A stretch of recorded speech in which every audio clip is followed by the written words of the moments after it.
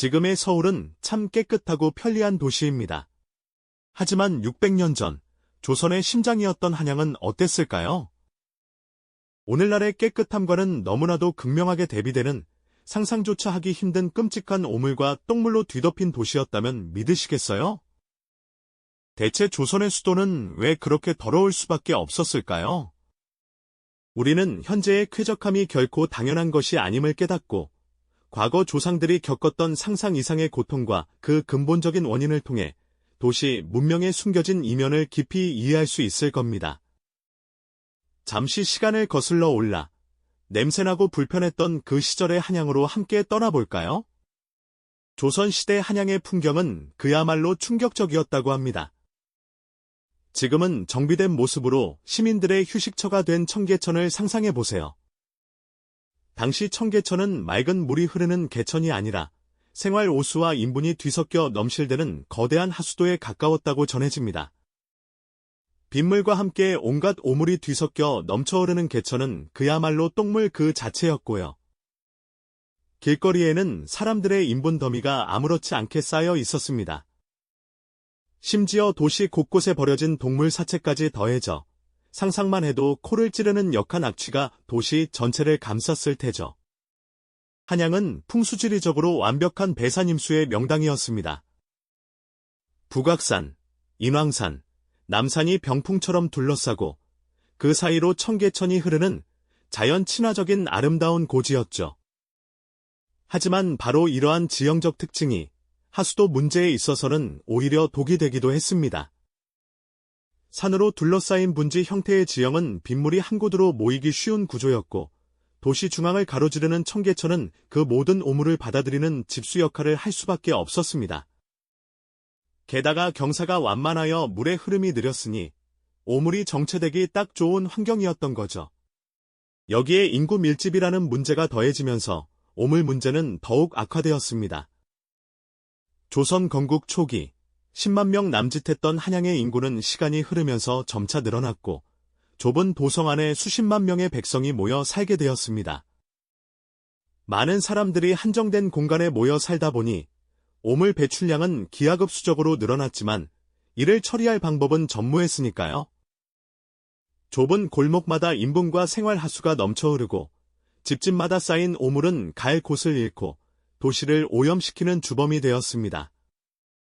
빗물과 함께 오물이 뒤섞여 넘실대는 개천은 그야말로 똥물 그 자체였고요. 길거리에는 사람들의 인분 더미가 아무렇지 않게 쌓여 있었습니다. 오물을 피해 코를 막고 걷는 사람들의 모습은 당시의 일상적인 풍경이었을 겁니다. 심지어 집 안까지 오물이 스며드는 경우도 허다했습니다. 비가 오면 마당은 물론 방 안까지 흙탕물과 함께 섞인 오물이 밀려 들어왔다고 하니 그야말로 발 디딜 틈 없는 오물 바다였을 겁니다. 조선의 수도, 한양은 겉으로는 웅장한 궁궐과 기와집이 즐비했지만 그 이면에는 상상조차 하기 힘든 지독한 오물과의 싸움이 매일같이 벌어지고 있었던 것이죠. 그렇다면 왜 조선은 이러한 오물 문제를 해결할 근본적인 하수도 시스템을 구축하지 못했던 걸까요? 단순히 기술이 없어서였을까요? 아니면 다른 복합적인 원인들이 있었던 걸까요? 조선시대에는 현대와 같은 대규모 토목공사를 진행할 만한 기술이 미발달되어 있었습니다. 땅속 깊이 파고들어 거대한 관을 매설하고 오수를 효과적으로 처리할 수 있는 정화시설을 만드는 것은 당시로서는 상상하기 어려운 기술적 난제였죠. 흙과 돌을 이용한 단순한 수로 정비 정도가 전부였으니 폭증하는 도시의 오물량을 감당하기에는 역부족이었습니다. 또한 막대한 재정적 문제도 큰 걸림돌이었습니다. 하수도 건설은 엄청난 예산과 인력을 필요로 하는 대규모 국가 사업입니다. 하지만 조선의 재정은 늘 넉넉하지 못했습니다. 국방을 위한 군사력 강화, 왕실의 권위를 상징하는 궁궐 건설, 그리고 백성들의 민생을 안정시키는 일 등 국가가 해결해야 할 시급한 과제들은 언제나 넘쳐났습니다. 하수도 건설은 이러한 다른 중요한 사업들에 밀려 정치적 우선순위에서 늘 후순위로 밀려날 수밖에 없었죠. 당장 눈에 보이는 위협이 아니었으니 그 중요성을 인지하기 쉽지 않았을 겁니다. 게다가 오물에 대한 사회적 인식과 위생 개념 자체도 현대와는 많이 달랐습니다. 오늘날 우리는 오물을 병균의 온상으로 여기지만 당시 사람들은 오물을 단순히 더러운 것으로만 생각했을 뿐 그것이 질병과 직결된다는 과학적인 이해는 부족했습니다. 인부는 농사의 귀한 거름으로 쓰였으니 오히려 유용하게 활용되는 자원으로 인식되기도 했고요. 위생 개념이 미약했으니 오물 처리의 중요성을 깨닫지 못하는 양반들의 모습은 어쩌면 당연한 일이었을지도 모릅니다. 이러한 복합적인 원인들이 얽히고 설켜 한양은 오물 문제를 해결하지 못한 채 고통받는 도시로 남을 수밖에 없었던 것이죠. 한양은 오물 문제에 제대로 대처하지 못한 채 그 안에서 살아가는 백성들에게 상상 이상의 고통을 안겨주어야 했죠. 도시 전체를 덮친 악취는 그저 불쾌감을 넘어 백성들의 삶을 갉아먹는 치명적인 위협으로 다가왔습니다. 길거리는 말할 것도 없고 집집마다 빗물과 오물이 뒤섞여 넘쳐오르는 개천엽은 그야말로 재앙의 한가운데였죠. 여름 장마철이라도 되면 낮은 지대에 위치한 가옥들은 똥물이 스며들어 벽이 썩어가는 고통을 겪어야 했습니다.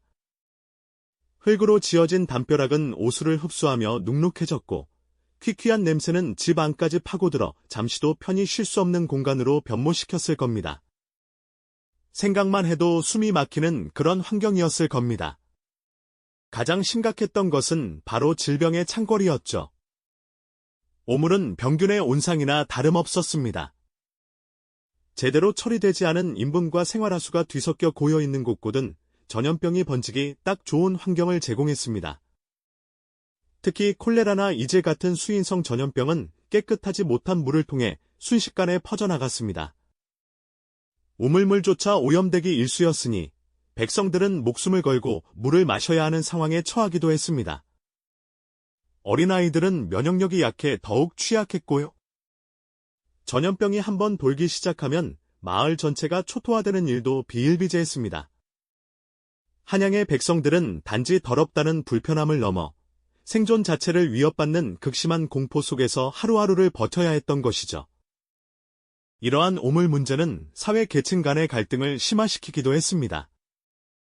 가진 자들은 그나마 오물이 덜 고이는 높은 지대에 살거나 하인들을 시켜 오물을 치우게 할 수 있었지만 가난한 백성들은 늘 오물과 가까이 하며 살아야 했습니다.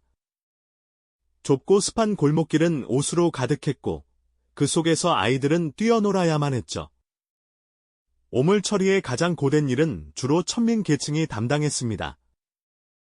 푸세꾼이라 불리던 인분 수거인들은 똥장군을 지고 도시를 누볐고 그들의 삶은 고되고 천대받는 것이었습니다. 이들은 도시의 위생을 위해 없어서는 안 될 존재였지만 사회적으로는 가장 낮은 곳에서 오물과 함께 취급되는 비극적인 운명이었죠. 그들의 지친 뒷모습은 한양의 숨겨진 그림자를 대변하는 듯합니다. 물론 조선시대에도 이러한 오물 문제를 해결하려는 시도가 전혀 없었던 것은 아닙니다. 국가나 지방관청에서는 나름의 방식으로 도시의 위생을 지키려 노력했죠. 대표적인 것이 바로 개천정비 사업이었습니다. 정기적으로 군인이나 백성들을 동원하여 개천에 쌓인 흙과 오물을 퍼내는 작업을 진행했습니다. 개천 바닥을 깊게 파내어 물이 잘 흐르도록 하고 쌓인 쓰레기를 제거하는 것이 주된 목적이었죠. 또한 오물 투기를 금지하는 금지령을 내리기도 했습니다. 특정 장소에 오물을 버리지 못하게 하거나 정해진 시간에만 배출하도록 하는 등의 규칙을 만들었던 겁니다. 길거리에 방을 붙여 백성들에게 경고하고 위반 시 벌을 주기도 했죠. 하지만 이러한 노력들은 근본적인 해결책이 되기에는 역부족이었습니다. 개천 정비는 일시적인 효과를 가져왔을 뿐 하수도 시스템 자체가 없는 상황에서는 빗물과 생활하수가 다시 개천으로 유입되어 오염되는 악순환이 반복될 수밖에 없었습니다. 마치 밑 빠진 독에 물 붓기나 다름없었죠. 오물 투기 금지령 역시 오물을 버릴 마땅한 처리 시설이 없는 상황에서는 실효성을 거두기 어려웠습니다. 백성들은 당장 눈앞의 오물을 어디엔가 버려야 했고 결국 다시 길거리나 개천으로 향할 수밖에 없었던 겁니다. 관리들이 아무리 엄하게 단속한다 한들 모든 오물을 통제하는 것은 불가능에 가까웠습니다.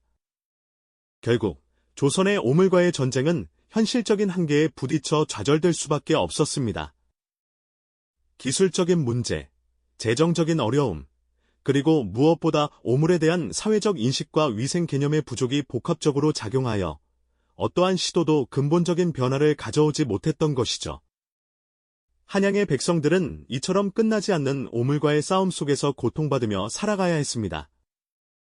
그들의 삶은 오물과 병균, 그리고 악취가 끊이지 않는 도시 속에서 처절하게 이어졌던 것이죠.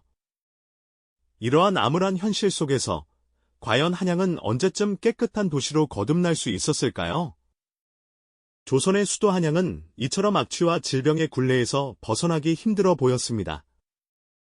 백성들은 매일 오물과 싸우며 생존을 이어갔고 도시는 끊임없이 그들을 위협하는 존재가 되어갔죠.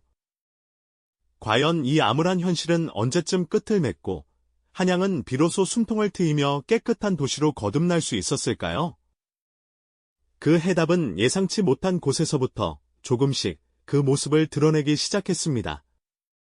시간이 흘러 조선의 문이 서서히 열리고 서양의 새로운 문물이 들어오면서 한양에도 변화의 바람이 불기 시작했습니다. 개항과 함께 서구의 선진적인 위생 개념과 도시 계획 사상이 유입된 것이죠. 단순히 오물을 치우는 것을 넘어 도시 전체의 건강을 책임지는 시스템에 대한 인식이 싹트기 시작한 겁니다. 이전까지는 오물을 그저 불쾌하고 치워야 할 것으로 여겼다면 이제는 질병의 근원이자 도시의 존속을 위협하는 심각한 문제로 바라보게 된 것이죠. 이는 조선이 겪었던 오물 문제에 대한 인식을 근본적으로 뒤흔드는 중요한 전환점이었습니다. 이러한 새로운 시각 속에서 비로소 근대적인 하수도 건설이 논의되기 시작했습니다. 서양식 건축물들이 들어서고 점차 근대 도시의 면모를 갖춰가면서 도시를 효율적으로 관리하고 위생을 개선해야 한다는 필요성이 더욱 커진 것이죠. 특히 일본의 식민 통치 시기, 근대 도시 계획의 일환으로 하수도 시설이 체계적으로 정비되기 시작했습니다. 물론 그 배경에는 식민 통치의 효율성을 높이려는 의도가 있었지만 결과적으로는 수백 년간 한양을 괴롭혀왔던 오물 문제 해결의 실마리가 된 것은 부인할 수 없는 사실입니다. 거대한 지하 배수로가 건설되고 빗물과 생활하수를 분리하여 처리하는 현대적인 개념이 도입되기 시작한 겁니다. 이는 이전의 개천 정비나 임시 방편적인 오물 수거와는 차원이 다른 도시의 근간을 바꾸는 거대한 토목 공사였죠. 도시의 지하에 거미줄처럼 뻗어나가는 하수관들이 생겨나면서 한양의 풍경은 서서히 달라지기 시작했습니다. 더 이상 길거리에 오물이 넘쳐 흐르거나 빗물에 섞인 생활하수가 개천을 오염시키는 일은 줄어들었죠. 악취는 조금씩 옅어지고 전염병의 창궐도 점차 잦아들기 시작했습니다. 이 모든 변화는 하수도 시스템이라는 보이지 않는 인프라가 도시의 생명력을 되찾아 주었기 때문입니다. 수백 년 동안 백성들의 삶을 위협하고 고통스럽게 만들었던 오물 문제는 비로소 해결의 물꼬를 튼 순간이었죠. 이처럼 도시의 위생을 향한 작은 발걸음이 거대한 변화를 가져왔습니다. 우리가 오늘날 당연하게 여기는 깨끗한 길거리와 맑은 공기, 그리고 마음 놓고 마실 수 있는 물은 사실 과거 조상들이 겪었던 상상 이상의 고통과 처절한 노력의 산물입니다. 하수도 시스템은 단순히 도시의 지저분한 것들을 치우는 기능을 넘어 도시 문명의 근간을 이루는 필수적인 요소임을 우리는 이 역사를 통해 깨닫게 됩니다. 그것은 시민의 생명을 지키고 질병으로부터 안전하게 살아가게 하며 나아가 사회 전체의 건강과 발전을 담보하는 가장 기본적인 인프라였던 것이죠.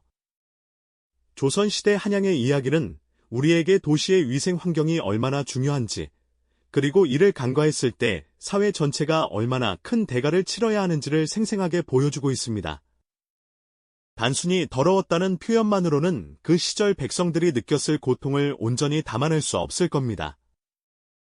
그것은 매일매일 생존을 위협하는 현실이었고, 사랑하는 가족의 생명을 앗아가는 비극이었으니까요. 쾌적한 도시 환경은 결코 저절로 얻어지는 것이 아니며 수많은 시행착오와 기술적 발전, 그리고 사회적 인식의 변화가 복합적으로 작용한 결과임을 기억해야 합니다. 과거 한양의 백성들이 겪었던 오물과의 싸움은 현재를 살아가는 우리에게도 중요한 교훈을 전해줍니다. 우리가 누리는 편리함과 쾌적함 뒤에는 이처럼 치열했던 역사가 숨어 있다는 것을 말이죠.